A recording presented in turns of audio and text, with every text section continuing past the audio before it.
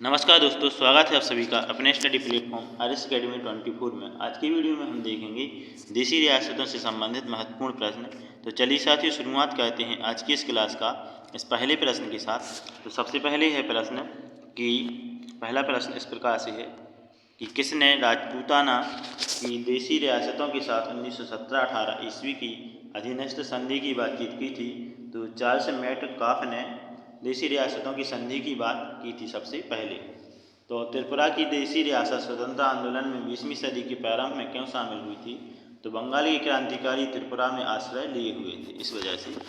Next question है कि किस अधिवेशन में कांग्रेस ने पहली बार भारतीय रियासतों के प्रति अपनी नीति घोषित की थी? तो नागपुर अधिवेशन 1920 द्वारा।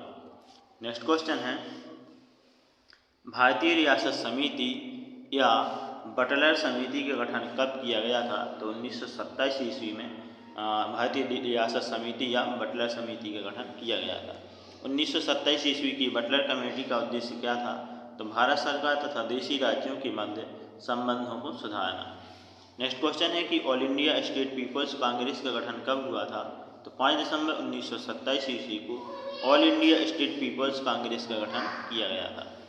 त्रावणकोर में कांग्रेस ने त्रावणकोर के राज्य के जिस दीवान की स्वेच्छाचारी सरकार के विरुद्ध सविनय अवज्ञा आंदोलन प्रारंभ किया था, वे कौन थे? तो सीपी रामास्वामी अय्यर इसकी देखें तो सब प्रारंभ का तो माने जाते हैं। तो 1939 में भारत प्रजा मंडल यानी All India States People's Conference के अध्यक्ष कौन थे? तो जवाहरलाल नेहरू जी इसके अध्यक्ष थे। नेक्स्ट क्वेश्चन है कि जवाहरलाल नेहरू की अध्यक्षता में अखिल भारतीय देशी राज्य प्रजा परिषद का 7वां अधिवेशन कहाँ आयोजित हुआ था? तो रायपुर 1945 ईस्वी में, और 6वां हुआ था 1939 ईस्वी लुधियाना में। नेक्स्ट क्वेश्चन है कि भारतीय संघ में रजवाड़ों का विलय आधिकारिक रूप से किस सन में हुआ था? तो 1947 ईस्वी में रजवाड़ों का विलय हुआ था। राज्यों का विलीनीकरण किसके नेतृत्व में हुआ था?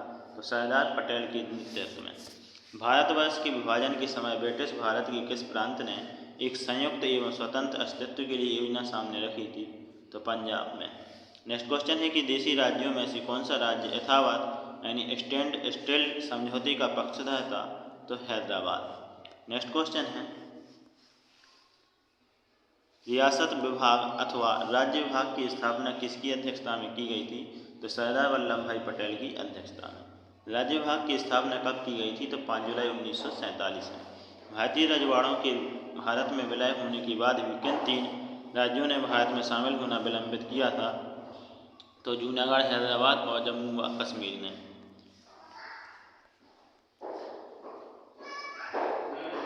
नेक्स्ट क्वेश्चन है कि जम्मू एवं कश्मीर भारत का अभिन्न अंग कब बना था?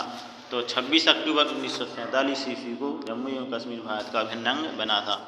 जूनागढ़ के दीवान जिन्होंने बाध्य होकर जूनागढ़ का प्रशासन संभालने हेतु भारत सरकार को आमंत्रित किया था, तो शाह नवाज भुट्टो थे। 8 नवंबर 1947 ईस्वी को। 1946-47 ईस्वी के दौरान हैदराबाद का निजाम कौन था? तो हैदराबाद का निजाम था मीर उस्मान अली, जिसे आसफ जाह भी कहा जाता है। हैदराबाद के साथ यथावत समझौते पर हस्ताक्षर कब किए गए थे? तो हैदराबाद के साथ यथावत समझौते पर हस्ताक्षर 29 नवंबर 1947 ईस्वी में मीर लाइक अली और लॉर्ड माउंटबेटन के बीच किए गए थे। सत्ता हस्तांतरण के समय किस राज्य में कांग्रेस दल का पूर्ण विकसित संगठन था? तो मैसूर में। स्वतंत्रता पश्चात प्रिवी पर्स किससे संबंधित था? तो पूर्व राजाओं से संबंधित प्रिवी पर्स था।